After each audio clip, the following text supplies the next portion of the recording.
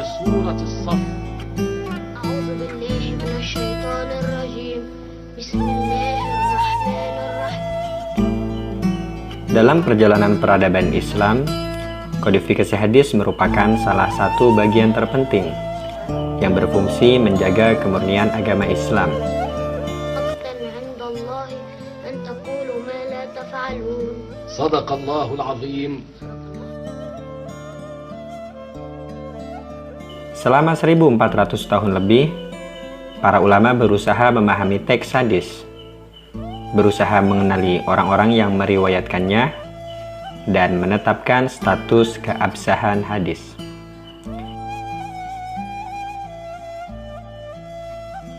Hingga kemudian menyebarkannya ke tengah-tengah umat dengan lisan ataupun melalui usaha pembukuan yang mereka lakukan. Sungguh sebuah usaha yang tidak sederhana, yang membedakan teks-teks syariat Islam dengan teks-teks ajaran agama lainnya.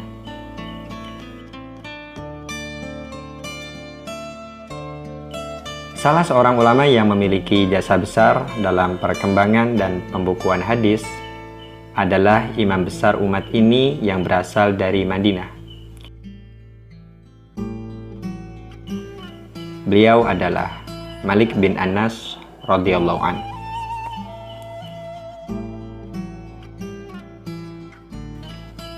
Beliau merupakan orang pertama yang membukukan hadis dalam kitabnya Al-Muwatta.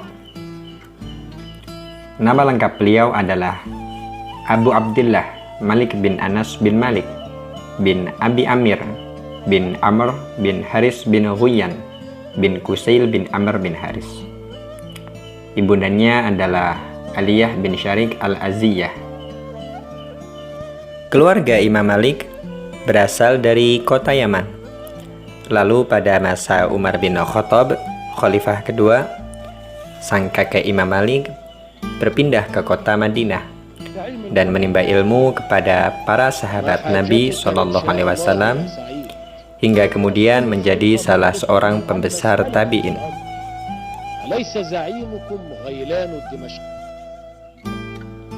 Imam Malik dilahirkan di kota Madinah 79 tahun setelah wafatnya Nabi kita Muhammad SAW, tepatnya pada tahun 93 Hijriah. Tahun kelahirannya bertepatan bersamaan dengan tahun wafatnya salah seorang sahabat Nabi yang paling panjang umurnya, yakni Anas bin Malik. Assalamualaikum warahmatullahi Waalaikumsalam. السلام عليكم ورحمة الله. Waalaikumsalam warahmatullahi wabarakatuh. هذا مالك الصغير. Masa kecil Imam Malik tumbuh di lingkungan yang religius karena kedua orang tua Imam Malik merupakan sahabat-sahabat Nabi yang mulia. Bahkan paman Imam Malik yang bernama Nafi merupakan seorang periwayat hadis yang terpercaya atau sikoh, yang meriwayatkan hadis dari Aisyah, Abu Hurairah, Abdullah bin Umar, dan sahabat-sahabat besar lainnya radhiyallahu anhum.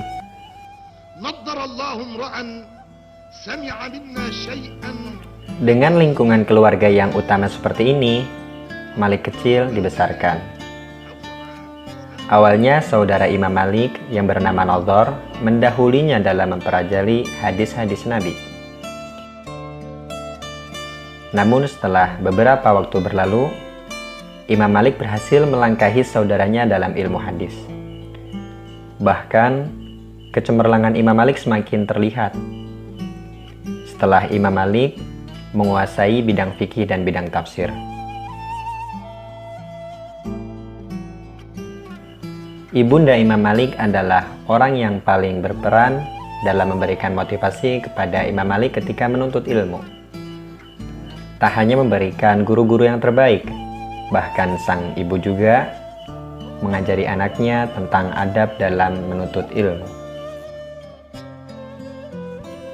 Imam Malik belajar dari banyak guru. Konon, guru Imam Malik berjumlah 700. Bahkan ada yang mengatakan 900 guru jumlahnya. Dan beliau juga memilih guru-guru terbaik di zamannya. هل يبقى من درنه شيء Di antara pesan gurunya yang selalu diingat oleh Imam Malik adalah untuk tidak segan mengatakan saya tidak tahu apabila benar-benar tidak mengetahui suatu permasalahan. Setelah mempelajari ilmu-ilmu syariat Islam secara komprehensif atau menyeluruh, Imam Malik dikenal sebagai orang yang paling berilmu di kota Madinah dan menyampaikan pelajaran-pelajaran di Masjid Nabawi di tengah-tengah penuntut ilmu dari berbagai penjuru negeri. حياته Salah satu yang menarik dari kajian fikih yang beliau sampaikan adalah kajiannya syarat akan penafsiran hadis-hadis Nabi dan pendapat beliau pribadi yang terpengaruhi oleh para penduduk Madani. Konon menurut Imam Malik, praktek penduduk Madinah di masanya tak jauh dari praktek penduduk Madinah di zaman Rasulullah. Karena penduduk Madinah di zamannya mendapatkan ajaran dari kakek-kakek mereka yang notabene-nya adalah penduduk Madinah di zaman Rasulullah.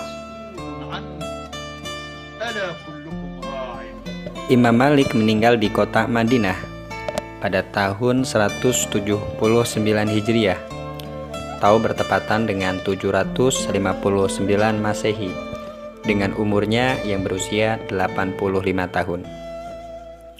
Beliau dikuburkan di Baqi, yang merupakan tempat dimakamkannya para kekasih-kekasih Allah.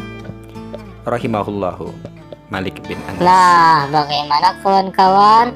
Tadi kalian sudah mendengarkan dari teman kita Ato tentang sejarah Imam Malik. Nah, sekarang kita akan berganti sesi ke bagaimana sejarah terbentuknya kitab Al-Muwatta yang akan ditemani oleh saya, Saudara Rifki. Hore. Ya, sekarang kita akan membuat sejarah kitab Al-Muwatta dan bagaimana sistematikanya. Nah, kalian lihat kan seperti ini. Nah, teman-teman tahu tidak bahwa munculnya kitab Al-Muwatta tidak lepas dari konflik politik Islam di awal pemerintahan Islam yang menyebabkan munculnya kekuatan politik baru, yaitu Syiah, Khawarij, dan pihak kerajaan itu sendiri. Konflik ini pun terus berlanjut sampai zaman Abbasiyah. Hal ini pun memunculkan kekhawatiran Khalifah Ja'far al-Mansur, hingga akhirnya ia memerintahkan orang kepercayaannya yaitu Malik bin Anas untuk menyusun kitab hukum. Setelah menyelesaikan kitabnya, Imam Malik tidak langsung menyebarluaskannya, melainkan ia berdiskusi dengan 70 ulama ahli fikih dan mereka pun menyetujui kitab tersebut sebagaimana yang dikatakan Imam Malik Fatawni alaihi, atau yang artinya mereka sepakat denganku atas kitab ini.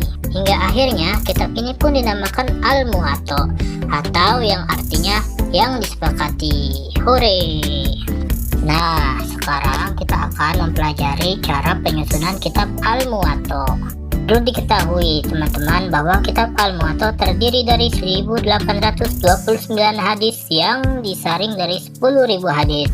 Walau begitu, ada juga pendapat lain seperti Ibnu Hibban yang berpendapat Al-Muwatta hanya terdiri dari 500 hadis, dan Al-Harashi yang berpendapat bahwa hanya ada 700 hadis, dan Abu Bakar Al-Hawani yang berpendapat bahwa hanya ada 1729 hadis. Karena ada 80 versi Al-Muwatta yang memang berbeda juga isinya. Wah, banyak sekali ya. Nah, Al-Muwatta juga disebut sebagai kitab sunan. Apa itu kitab sunan, teman-teman? Kitab sunan adalah kitab yang disusun berdasarkan bab fikih seperti bab bersuci ataupun bab beribadah. Seperti contohnya kitab Sunan At-Tirmidzi dan kitab Al-Muwatta. Bukan berdasarkan huruf atau yang disebut mu'jam, juga bukan berdasarkan semua ilmu atau yang disebut kitab Al-Jami. Nah, teman-teman, kitab Al-Muwatta juga terdiri dari 61 bab dan 698 tema. Wah, banyak juga ya. Kira-kira kalau menghafalnya butuh waktu berapa lama ya? Baiklah, sampai di sini saja saya menemani kalian. Sampai jumpa lagi ya. Dan ingat, jaga selalu kesehatan. Dadah. Assalamualaikum warahmatullahi wabarakatuh. Sampai jumpa lagi. Nah, di sesi berikutnya kita akan mengetahui komentar-komentar para ulama tentang kitab Al-Muwatta yang akan disampaikan oleh sahabat Bahijah. Assalamualaikum warahmatullahi wabarakatuh. Pada awalnya, Khalifah Abu Ja'far Al-Mansur, salah seorang Khalifah Abbasiyah, meminta Imam Malik menulis kitab untuk dijadikan sebagai satu-satunya pedoman hukum negara dan acuan bagi hakim untuk mengadili perkara. Namun Imam Malik menolak. Tujuan yang diinginkan oleh Khalifah bahwa Al-Muwatta digunakan satu-satunya rujukan dalam bidang hukum. Ujian terhadap Imam Malik dan kitabnya, seperti yang dikatakan oleh Imam Al-Qadi Abu Bakar bin Al-Arabi, berkata, Al-Muwatta adalah dasar utama dan inti dari kitab-kitab hadis, sedangkan Sahih Bukhari adalah dasar kedua, dan dari keduanya muncul kitab yang menjadi penyempurnaan seperti kayak Imam Muslim dan At-Tirmidzi. Al-Muwatta merupakan kitab hadis yang muktabar, terpercaya dan terkenal pada zamannya. Bahkan sebelum muncul kitab Al-Jami' As-Sahih Al-Bukhari, Al-Hafidh As-Salah sebagaimana dinukil oleh Imam Suyuti mengatakan bahwa dalam riwayat kitab Al-Muwatta terdapat banyak perbedaan seperti mendahulukan, mengakhirkan, menambahkan, atau mengurangi kata atau kalimat tertentu. Riwayat yang paling banyak tambahannya adalah riwayat Ibnu Mus'ab. Imam Suyuti menyatakan bahwa semua hadis yang diriwayatkan Imam Malik dalam Al-Muwatta adalah sahih karena diriwayatkan dari orang-orang terpercaya. Adapun hadis-hadis yang dianggap sebagai hadis mursal, mu'aqqaf atau mu'aqqati, As-Suyuti berpendapat bahwa perbedaan hadis-hadis tersebut dalam Al-Muwatta telah diperkuat dengan riwayat lain sehingga semua hadis tersebut menjadi sahih. Bahkan banyak ulama di antara mereka ada yang hidup zaman dengan Imam Malik yang kemudian menyusun kitab hadis yang dijelaskan tentang istilahnya hadis-hadis yang dipandang muqatti dan mursal dalam kitab Al-Muwatta seperti Syafi'ani, Al-Hafiz Ibnu Abdul Al-Barri dalam penelitiannya terhadap kitab Al-Muwatta berkesimpulan bahwa semua hadis yang dipandang mursal, baik yang menggunakan ungkapan balaghah atau ungkapan as-siqah, hanya disandarkan pada seorang siqah. Semuanya adalah musnad melalui jalur selain Imam Malik, kecuali 4 hadis yang tidak diketahui sanadnya. Assalamualaikum warahmatullahi wabarakatuh.